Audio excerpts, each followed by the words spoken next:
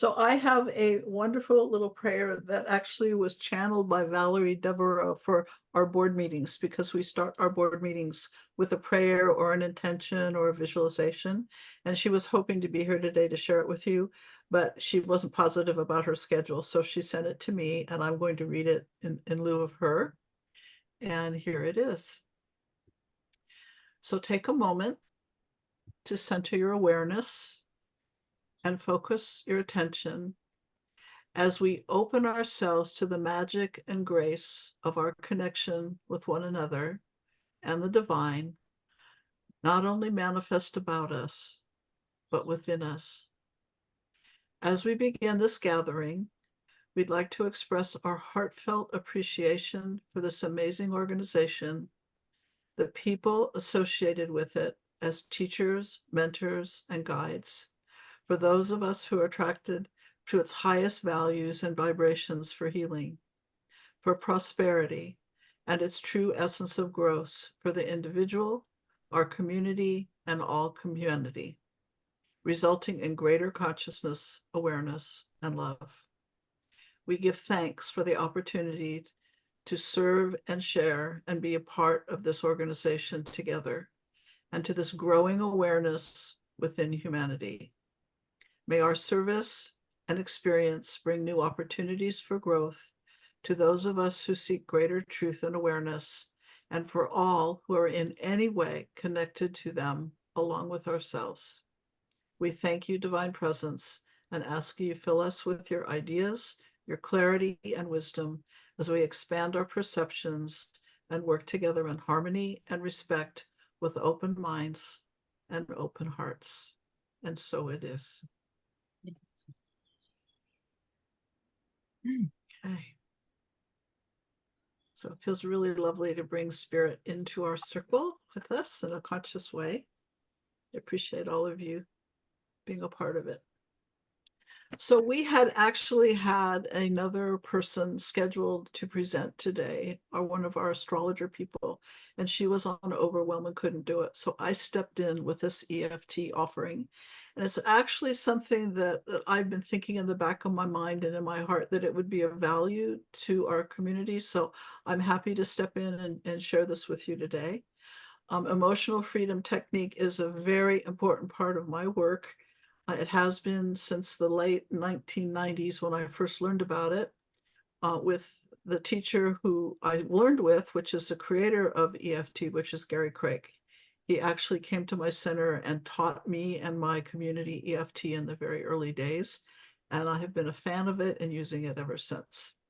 And EFT is not something that you only use with hypnotherapy. You can use it with all kinds of other modalities. So any of you who are doing body work or energy work, channeling, whatever else you're doing, EFT is very amenable and valuable to combine with other modalities. So today I'm focusing specifically on how to support your past life clients with this, but don't think of it as in a box in any way. I use it on myself every day. One of my main things is when I'm trying to sleep at night, if I can't get back to sleep, or if I have trouble breathing because I have congestion, I use it every day to clear that and to go back to sleep very effectively. And EFT is simple to learn. It's safe. You can do it with children. You can do it remotely for other people, and you can use it on anything or everything that's going on with you. The idea behind EFT is an energy therapy that is working with the meridian system, which is what acupuncturists work with, as a way to clear energy channels so that we can come back to a homeostasis of wholeness and wellness. And the concept of energy therapy is that all of our symptoms, whether it's depression or a bum knee that won't heal, all of our symptoms are caused by a disruption in our energy system. So it's looking at the causal level of our dis-ease in our life. And by working energetically, we are aligning the energy system to come back to a homeostasis of wholeness and wellness. So it's not treating the symptoms, it's treating the cause. So today, my goal is to give you all a beginning level of competence to use EFT. We're going to be doing it together. You're going to do it on yourself and for yourself to start. And then the handout that I gave you, you have my permission to use in any way you want. If you want to share it with your clients, which is what I do, if I teach EFT to a client, I'm sharing it with them, not only by my presence and teaching, but I'm giving them materials to back it up. And if you are interested in pursuing this any farther, I have an EFT class that I co-teach with my shamanic practitioner trainer, Annie Blackstone, twice a year. And you can go on YouTube and get training all over the place for free if you want to do that. It's very, very available. So to begin, each of you consider something you're dealing with physically right now that's troubling you. It could be that you're breathing shallow. It could be that your head is foggy. It could be that you're feeling some aches and pains somewhere in your body. It might even be something that's chronic that you're dealing with. And the reason I'm having you work with something physical is because you can test the physical sensation right now in the room, where if you want to work on fear of fire, you can't test it until you're by the fire. So I want to do this in a very pragmatic way and give you something you can gauge right here, right now, to see for yourself or feel for yourself whether EFT is working for you. And you'll know it because we're going to work with what's called the SUDS level, which is a subjective units of disturbance scale, SUDS. And this is used in hospital settings for pain management. I use it for pain management hypnotherapy techniques. It's used with EMDR, which is another energy therapy.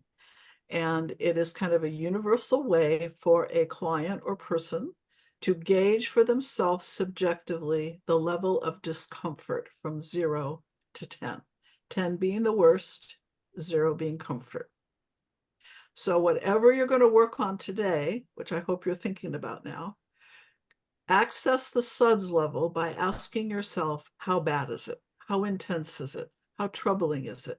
And write it down so you don't forget. So I'll give you a minute to consider what you want to work on. And you can start by writing down your SUDS level.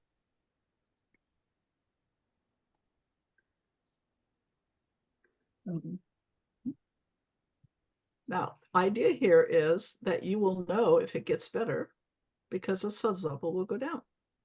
So it gives you a subjective standard that you can determine whether or not it's working for you. And before I go into the actual teaching it, I'm curious, how many of you are familiar with EFT? I know some of my students are here have done it. Yeah, a lot of you are familiar with it. Oh my goodness. Okay. So EFT has evolved over the years. When I did all my CDs of EFT and hypnotherapy, I was using what's called the 9 gamut because Gary was teaching the 9 gamut as a part of it. He's not using that anymore. So we're going to eliminate the 9 gamut. And we're going to also work with some shortcut techniques because as simple and fast and easy as EFT is, there are even shortcuts for EFT that I'll be talking about. You don't need to do longer versions of it if it's working and the SUDS level is going down. So it's more efficient to use the shortcuts. Even though this is the fast foods therapy of the universe, you can even get faster than the fast foods therapy technique. So today, I will teach you the full basic recipe for EFT. We'll go through it a few times, and then we'll talk about shortcuts. We'll talk about how to get to the aspects, which are the underlying issues that create the symptoms, how to work if it's stubbornly not being effective. There's some techniques you can use with that. And we'll have a lot of time at the end for people to share and ask questions. So you'll have a very basic knowing and capacity to go ahead and start integrating it. I'll also talk about how it can be related to working with past life regression clients, which is really what we're here for today. So we'll get into that as well. And I certainly welcome your questions as we go along. This will be very interactive.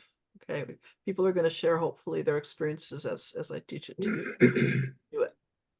So think about your SUDS level. And ask yourself, how do you know it's that bad? What is going on in your body around this problem? Where does it live in your body? As an energetic, as a sensation? And what's the emotion connected to it? And as you focus in on it, be aware of any memories that are associated with this experience. And maybe there's some beliefs that you hold around it. Maybe they're positive, maybe they're negative beliefs. All of these aspects can be supported with EFT. And usually, to be successful with EFT, these different aspects need to be addressed at some point as part of the EFT process.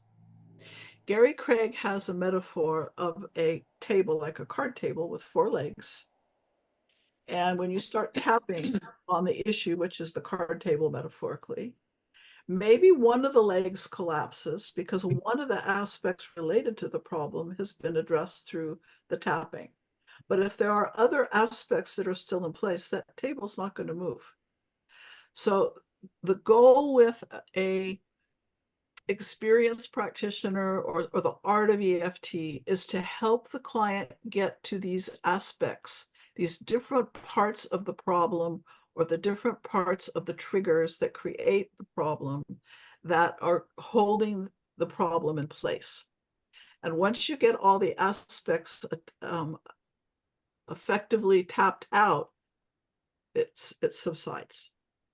And just to give you some examples, I remember working with a little boy who was 10 years old who was coming for bedwetting with hypnotherapy. His pediatrician had referred him to me, and I do work with kids, so I get kids a lot who have, enuresis and encupresis, which are the terms for it. And this little guy was coming into my office down some stairs up to the 3rd floor, and he was having a meltdown because he was afraid of heights. He did not want to get in my building. So he started screaming and kicking, and his mother literally drug her 10-year-old boy into my office. Not a good way to start a session. Not much rapport there. But instead of working on the bedwetting, we worked on the fear of being in a high building. And when you would go to the windows of my building, you look down to a very steep hillside. And he was really frightened. So I did EFT with him, and within 5 minutes of tapping, this kid was running around the building on all of the balconies, up and down the stairs, looking out the 3rd floor window, absolutely free of fear. It was unbelievable. The mother was in my office watching this, and she was like, "What just happened?" And I said, "It's EFT. I don't know what happens. I know that it was an energy disruption that EFT took care of." Working with this kid from then on with bedwetting was a piece of cake because the rapport was there. This kid was liberated in literally 5 minutes. Now, this is one of the wonder experiences that EFT can bring. Sometimes it's long and hard work like other therapies, but it tends to be very quick when used. It tends to be very effective, and you'll have your own experience hopefully today. I just want to give you a few little inspirational stories along the way. Okay, so you've got your SUDS level. You know from tuning in what the problem is in terms of your energy experience. Here's how you start with EFT. It's called the setup phrase. Now, let's say I wanted to work on a headache. If I had a headache today, which I don't, thank goodness, but if I did, I would start by tapping on the outer part of one of my palms. This is called the karate chop with 2 fingers. So tap on it continuously, and you would make a setup phrase. And why don't you all put your microphones on mute so you can all talk aloud and we won't have cacophony while we talk together. Put your mics on mute. The setup phrase will be, "Even though I have this headache, I accept myself." So you're going to fill in the blank with what your symptom is. Even though I have this, I accept myself. Okay, that's called the setup. And it's called the setup because you are focusing on the issue at hand, which you want to know what you're tapping on, or it's not going to work. And you also want to acknowledge on some level that you have this problem, but you're not the problem. You can still have a sense of self in this. Now, some people complain about EFT because they say we're focusing on the negative. And I say that's absolutely right. We are focusing on the negative. And this is because of the law of reversed effect. If you want to change something, you first of all have to accept it the way it is. So we're getting out of denial here. We're sitting with what the problem is. That's the starting point. Now, sometimes after we do the setup, the suds level goes up or down. So just check and see if your suds level is the same. After the setup, we do a tapping sequence. In your materials, I have these sequences listed linearly, and they're also shown on the diagram at the end of the materials.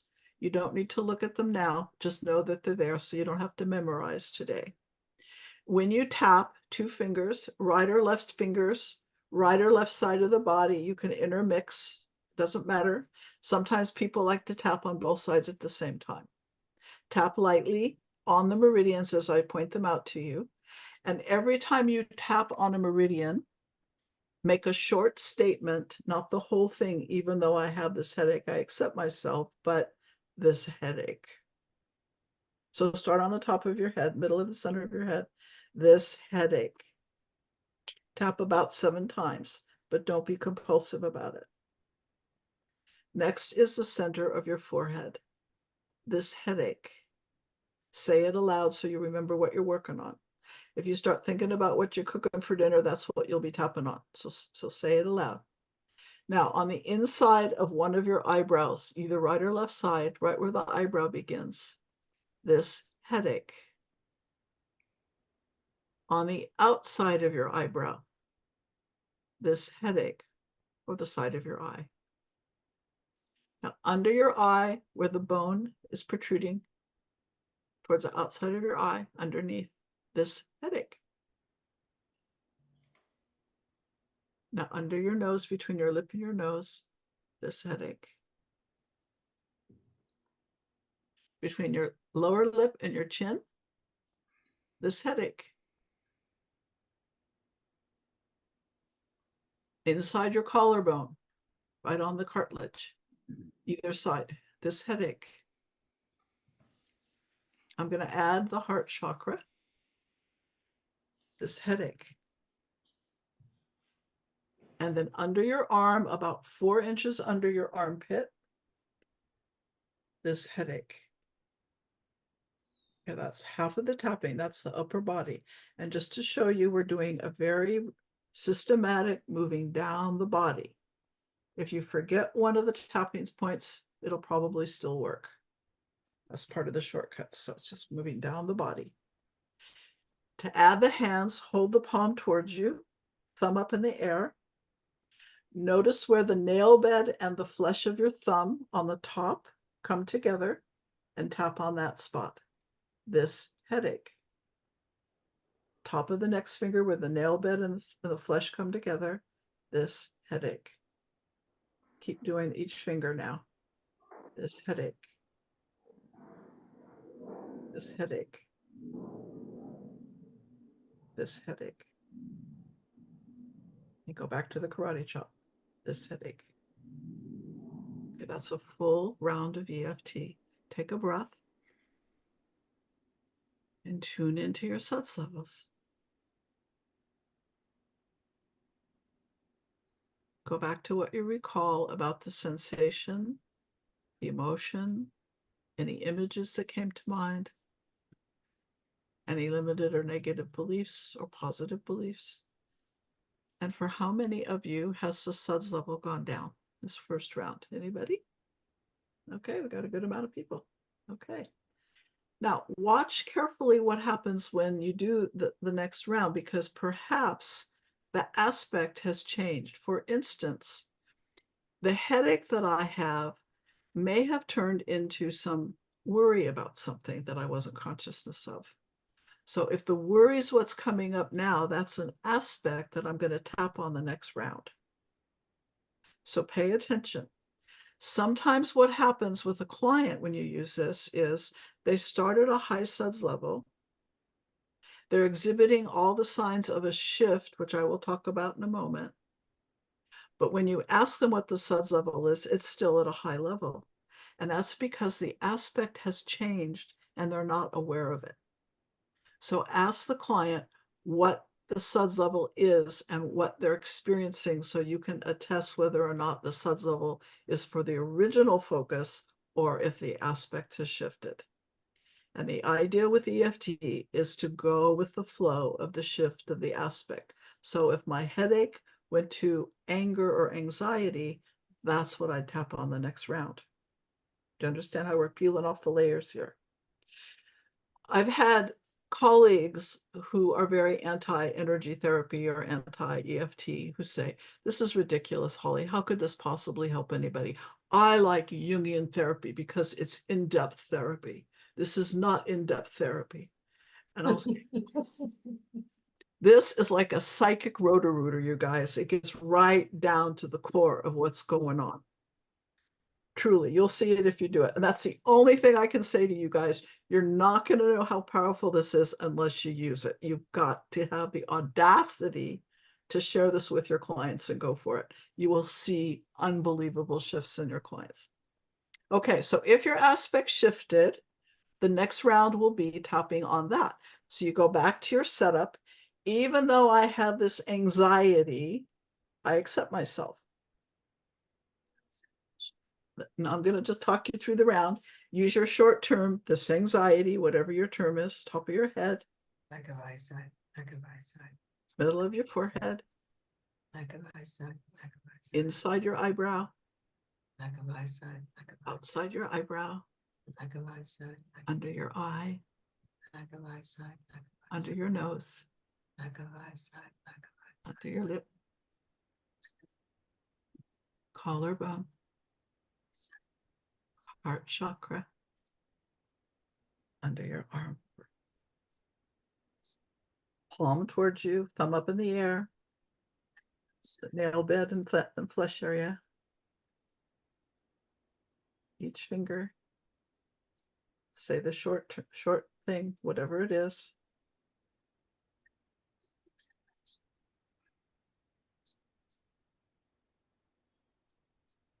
Take a breath.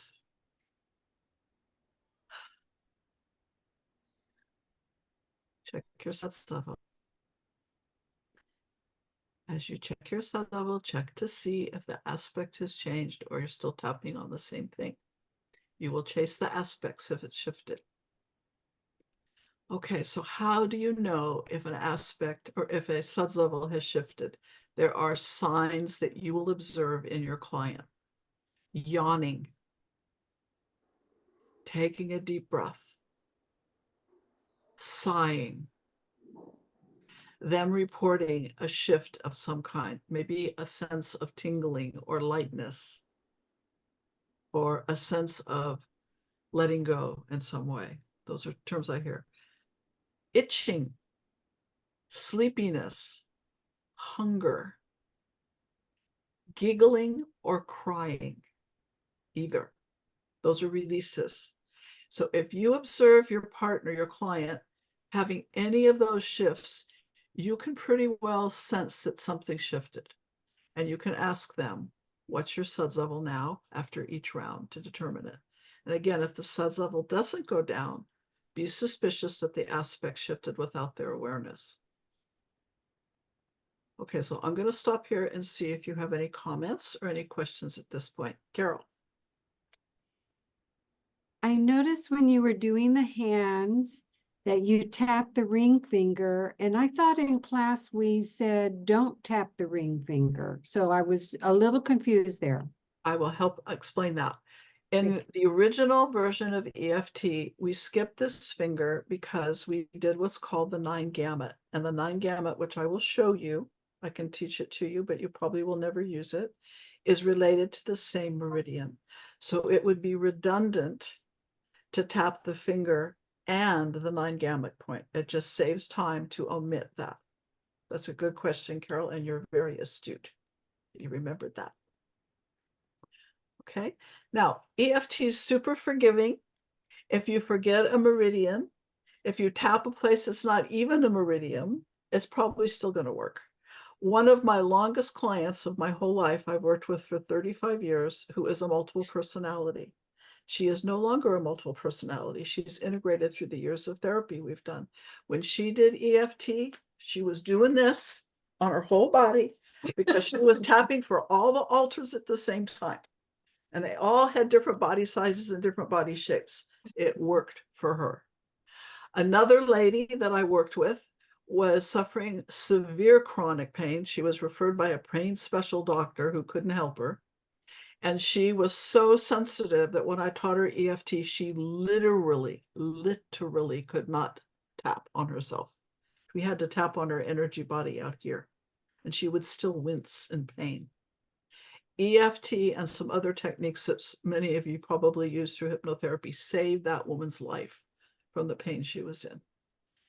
But it took weeks before she was desensitized enough to be able to tap on her body. Skin on, skin on. Another woman I worked with had no effect whatsoever in session, but she'd call me the next day after a good night's sleep and say, it's gone. So she had a 24-hour, 12 to 24-hour processing going on before she could respond to EFT. So not everybody's energy system is going to respond the same way to this. You know, we've got to have some flexibility and sensitivity to people's unique needs. And some people who have issues with, maybe they have sensate issues or right and left problems in terms of navigating life. Those people might prefer that you tap on them and let them just be receptive to it. You would obviously have to get permission to do that. Mhm. But there are many people that would prefer to be tapped on. And if you have loved ones who are ill or little babies who can't understand what the tapping's all about, it's perfectly okay to tap on them and they'll get the result. I wrote an article that was published in Dr. McCullough's website in the early EFT days on his blog. I don't even know if he still has it there, but I called it Bedside EFT. And it was 3 case studies I did with people who had chronic pain. One of them was in the hospital after having hip surgery. One of them was in bed with back pain. And one of them was dying from cancer. And in all 3 cases, the EFT immediately brought relief to these people. So sometimes you'll get this 1-minute wonder. Sometimes you have to work really hard, but you can be open to this really being like a magic supportive tool to have in your practice and certainly in your own life. Okay, any more comments or questions before we go on? Yeah. I've actually used it on animals, Yes. and I'd surrogate tapped on myself. I am lucky and I am afraid of lightning, and tapped for them. And I had a cat who would not come in. She was an indoor cat, got out and wouldn't come in, wouldn't let me get near her. And it took, as you say, a couple of weeks, but I tapped with her every night. I went out, I knew where she was. After the 3rd week, she let me pick her up and bring her back in the house. Yep. So I've had many people. I had a gal who was a horse whisperer who used to tap on her horses. And what Kiki's talking about is surrogate EFT. And this is really phenomenal. In our EFT class, which is a 12-hour class, we teach you how to do the surrogate tapping for a partner that you're working with in class who has an issue they'd like some relief on. So if Kiki, you've got a headache and I was going to tap for you, I would imagine that I am you. Or if I'm empathic, and that's not a good thing for me because I feel it so deeply, I would imagine you are outside of me and I tap on your meridians for you and come up intuitively with the SUDS levels and the aspects as I support the process. And then after we do a series of rounds of EFT, I would check in to find out what your SUDS level is and compare it what I intuited your sun level is. And it's always worked. It's always helped people. My youngest EFT patient client was in the womb. It was a baby that was kind of agitated and kicking its mom and really having an upset all the time. And we did surrogate EFT on that baby, and he just calmed right down, right in her womb. So we know it's real. We're all connected. And energy therapy, you guys, is going to expand your intuitive abilities, because you're sitting in the flow of that energy with the client. You're feeling it with them. And when you work, tap along with your client. You'll double it up. You'll double up the effectiveness and the energy. Wow, It's that's a great. co-creative. Yeah. Great. Do it together. and Mhm. it'll expand the effectiveness of it. What Mhm. else? Questions or comments? Anybody?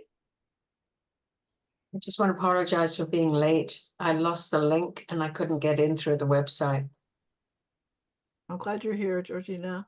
I'm sorry, I missed the beginning. I'll catch up. We've got it on video, so you can get it. Yeah, because I mean, this has been not phenomenal. I sort of learned it way back when and have totally forgotten about using it. You've reignited that thing in me. Yeah. It's my hope and prayer for all of you to have some new wonderful juicy stuff to work with. So let's do a round. Oh, go ahead, Susan. You had a question? Yeah, I have a question. My daughter, she's had abdominal issues since she had a ruptured appendix when she was young, and about 8 years ago, maybe 6 years ago, I introduced her to tapping EFT for her abdominal pain and other symptoms of nauseousness and lack of appetite.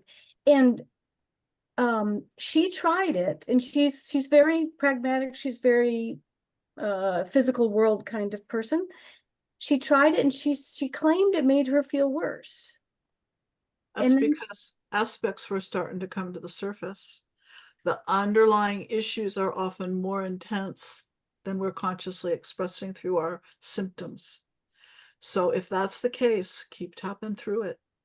It's that healing crisis that we sometimes see with our clients. It gets worse before it gets better.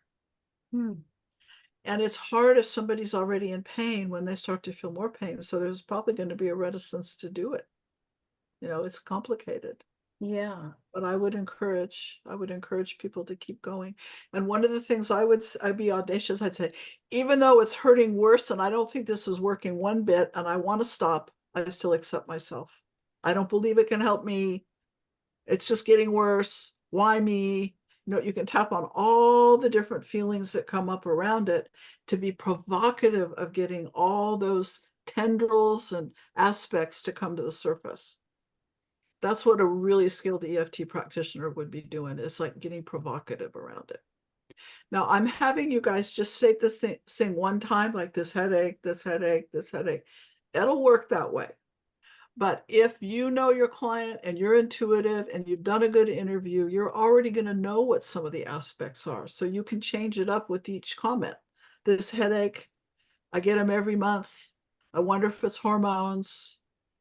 Maybe I'm too stressed out. What do I do? Why did I do to deserve this? You know, all the different things that might come up. If you just get creative and tap on it, you're going to clear it out probably faster. But that's a more advanced approach. You don't have to do that to get the effects of EFT. Any more comments or questions? Magic. Yeah. Somebody? No? Okay, let's do another round on our own. Put your mics off, so we're not going to get everybody talking at the same time. If your aspect is changed, use that for your setup. Even though I have this, I accept myself, and just go ahead and do your round. Remember what your beginning suds level is round 2.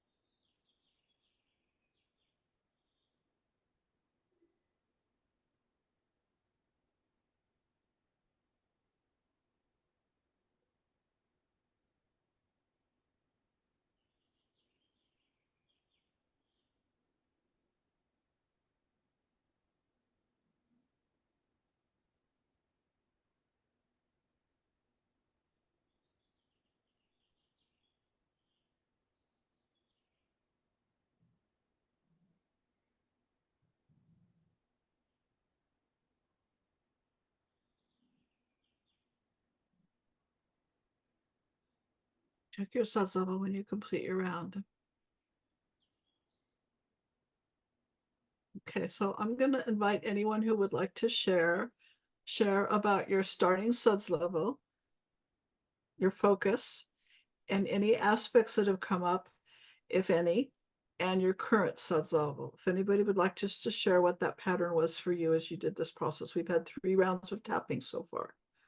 Would anybody like to share so we can hear how it works for people? How do you say your name? Gitika? Gitika. Yes. Gitika? Hi, Gitika. Thank you. Hi, nice to see you again. I started with the first round because of with my joint pain. My small joints, they hurt, and this has happened about very recently, a month back. I've been inquiring about it also in my time of introspection. So I started with this joint pain that even though I have this pain in my bones, I accept myself. The suds level were about 3 because I don't know how 10 feels with this joint pain. The second round shifted to worry, the worry to do something. And in the third round, the second round, when I started doing it again, it started shifting to anxiety when I started feeling triggers in my body. And by the time I actually reached here, I could have started crying. Yeah, so yes, like that, yeah. So it was, and now I'm really anxious. Like, Okay. and keep right now, tapping on also it. as I speak, I actively feel anxiety. Keep tapping on the anxiety. That's good. It may not be comfortable for you now, but you can see how quickly things shift with this. Just keep following the energy and the aspects.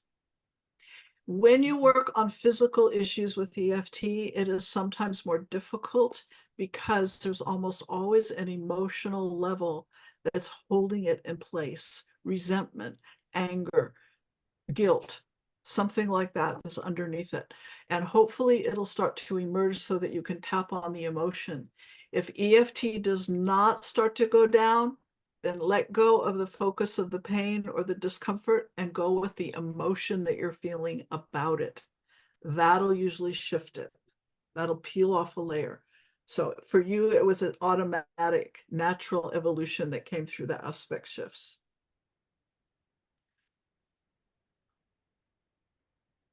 When you're tapping, the goal is to get to the aspects because that's what's going to topple the table metaphorically. And here are some techniques you can use to help you get to the aspects. The first one is called the persistence technique. Just keep tapping. Don't give up. Keep tapping. My longest client who was persistent was a 74-year-old man who had what he called love pain because he was obsessed by this woman sexually. He was absolutely obsessed with this woman. And he would tap in a session, it would go down, and he'd be back in my office in a week with the obsession again. We had 17 EFT sessions. He finally took the EFT class. He became really good at it. And finally, he agreed to do some regression therapy. It took him a while. After we did the regression therapy, which went to a childhood memory of his mother sexually abusing him, which was the aspect we never got to with EFT, the obsession went away. But it was the persistent technique that drove this man to have the capacity to do a regression. He was terrified of it because on some level he knew there was something going on under there, right? So the persistence technique. The second technique is to go with what's happening. Follow the energy, follow the aspects, follow the tears if they come, follow the laughter, let it all come up, bubble up, and unfold, and just stay present with what is. You don't have to keep tapping this headache, this headache, this headache. It'll still work, but it won't work as quickly. Another one is to be specific. Here's an example. I worked with a 14-year-old boy who had a terrible fear of spiders. And he was really worried because he was going on a camping trip with the Boy Scouts and he didn't want to freak out if he saw a spider and act like he was a wuss. So in my office, I have play therapy tools. One of them is called sand play therapy. And I had a whole basket of toy spiders in there. And I asked him if I could bring the toy spiders out, and he said, no friggin' wait. I don't want to see those spiders. Keep them away from me. I said, okay, how much? What's your suds level? It's a 14. Okay, we tapped on that. We got it down to about a 5. And then it wouldn't go any lower. It would not go any lower. So I said, okay, tell me specifically what it is about spiders you hate. I don't like their hairy legs. Okay, let's tap on that. We got the hairy legs down. Still had a high suds level. What else don't you like? I don't like the way they move. Okay, we're going to tap on that. Finally, we got to a memory that he had of being a kid, being in bed, being bitten by a spider, and having to go to the hospital. So we tapped on that memory. By the end of the session, he let me bring in a baby spider. He held it in his hand. It was just a plastic spider. Then he let me get a big hairy spider. And by the end of the session, we were throwing toy spiders back and forth in my office and having hysterical laughter.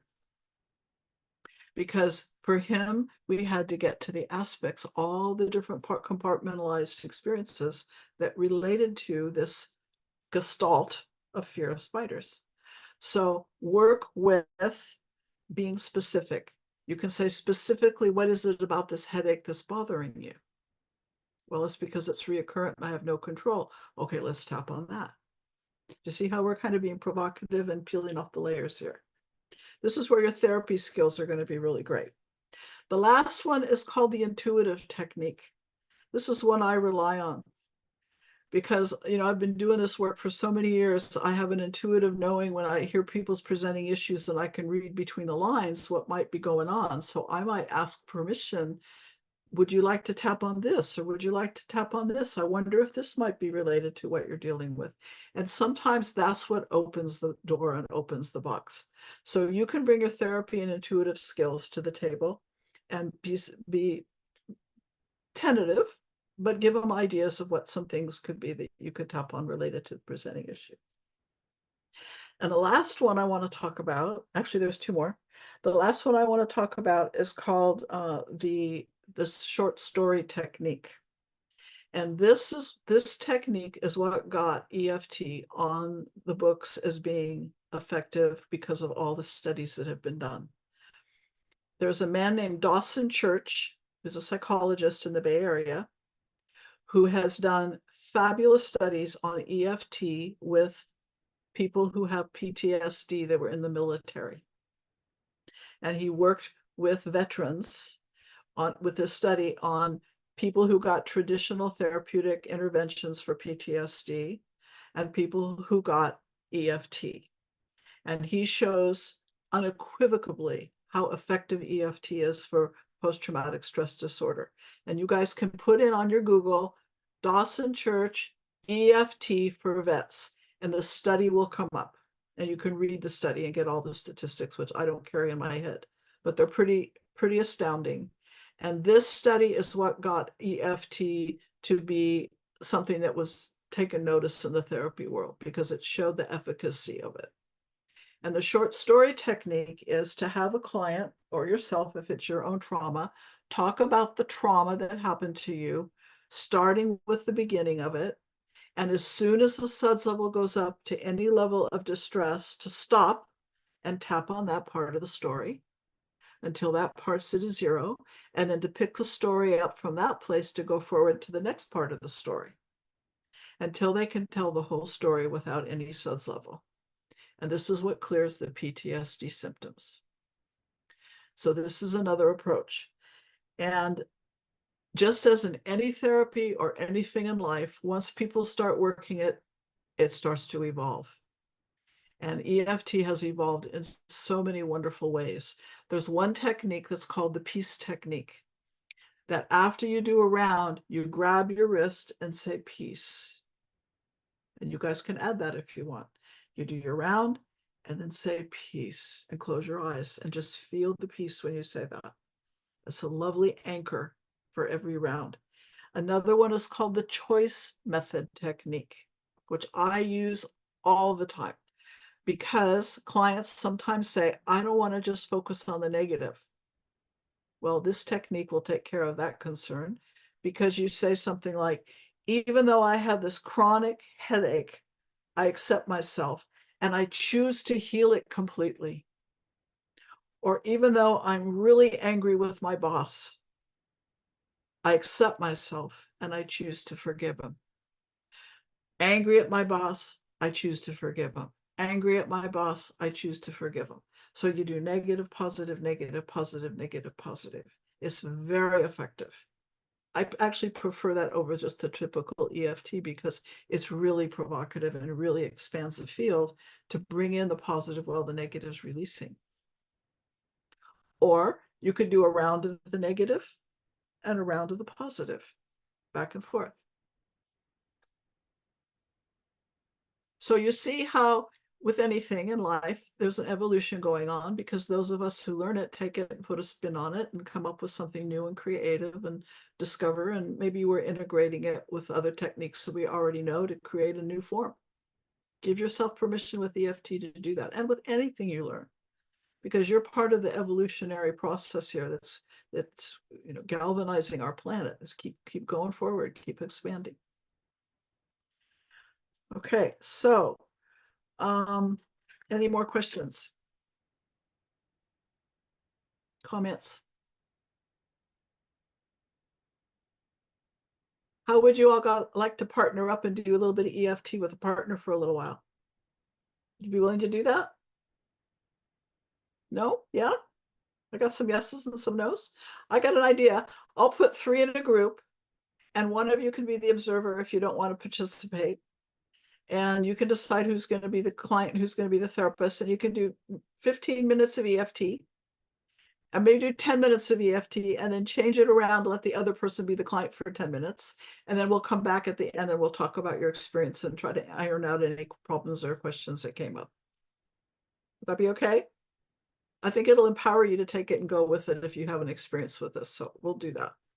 Okay, so we got 14 people. 7, 3. Holly, if you do it, it makes 15. Huh? If you do it, we'll be 15. I can do it. Yep, Okay. 3. You gonna go? We're not hearing you. We're not hearing you. Oh, sorry. Yeah. I have to leave because of, Okay. my Okay. family, and it's All 8. right, yeah. So yeah. But thank Okay. you so much. You're welcome. Sorry, I Bye. can't stay. Bye bye. Okay, so we got 3 in a group here, except there'll be one group of 2. And it's 5 o'clock, so you've got about 10 minutes to do one round, a couple of rounds with one person as the client, then switch 10 minutes more, and then we'll come back in 20 minutes. There we go. You might as well go ahead and start sharing. So everybody, if you want to ask questions, you can ask questions as people get back. So do any of you have any questions you want to ask? I don't have questions, but I have an interesting story to share. Go ahead, share. Well, I went first, and I was working with Dina and Lisanne, and I started with a headache when we first started, and it's really hot and stuffy and humid, and I'm miserable with it. And I call it a heat headache or a storm headache. And while we were tapping on that, it went into my neck. So instead of hurting in my head, now the back of my neck, and it went from a 6 to a 7. And when we were tapping again on it, I kept getting, it's a pain in the neck to be stuck in this body that's so miserable and suffering in this heat, was a phrase I got. So that's what I started tapping on with Dina. Just it's a pain in the neck to be stuck in this body that is so uncomfortable in this heat, right? So you're tapping on. And all of a sudden, I felt something clamp on the back of my head, like I'm being held. And I knew it was a past life. It was a death experience of a past life. And I can't get too many details because it was probably pretty awful, but being held by this part of my head dangled over heat, like being burned, like, burned for a witch or whatever, a heretic or whatever. I've got money, I was a heretic. And we were tapping on that, and Lisanne suggested that I tap on, I choose to accept it. like you said, you do the back, we do the back and forth. We just focused on, even though, and at one point, I think I said I chose to accept it. Even though this is such a pain in the neck, I chose to accept it. Mhm. And it's gone down from like a 7, it's down to like a 3.5. Keep So I going. know that there's something more there, but I think I have to do past life work, Good. the heart of it. Okay, we're gonna have a little bit of time to talk about how we can relate this to past life work. So I'm glad you shared your story. Thought you might be. Does anybody have any stories to share briefly or questions that came up as you practiced?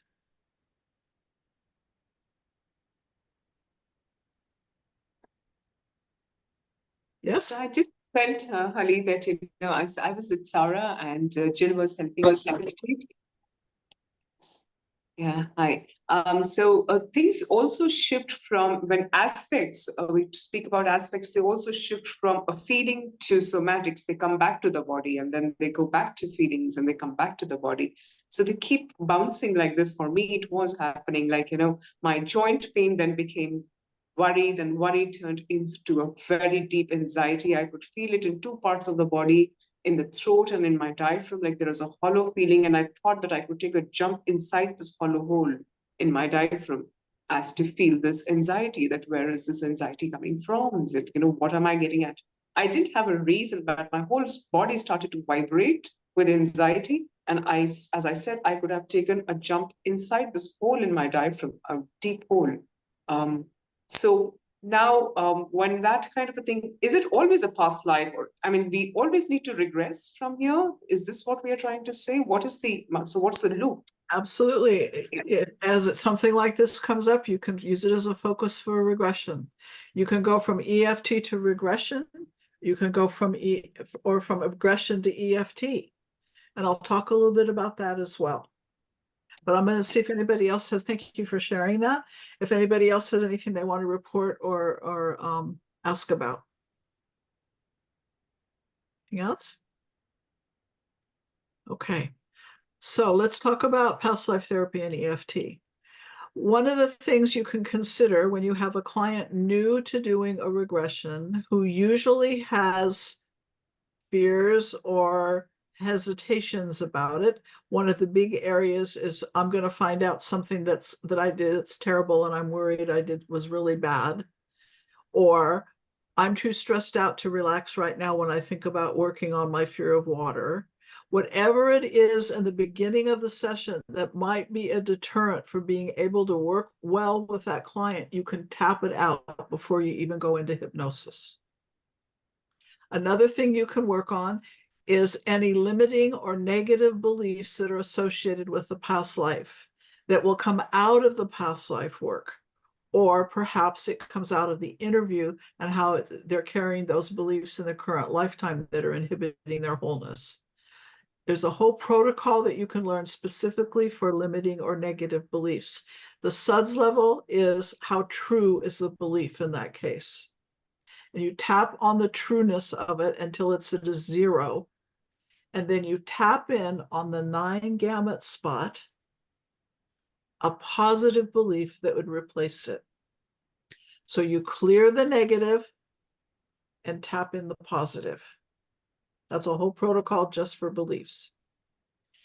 Another thing you can do with EFT in past lives is tap on any trauma they're accessing while they're in trance.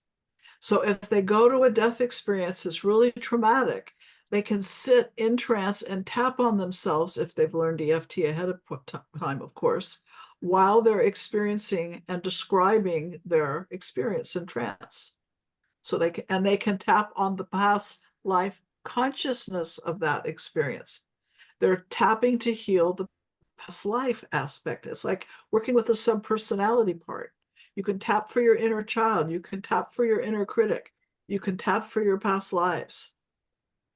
That can be done while in trance if the client knows EFT. If they don't know EFT and you are comfortable doing so, as is the client, you can tap on them while they're in trance with permission, of course.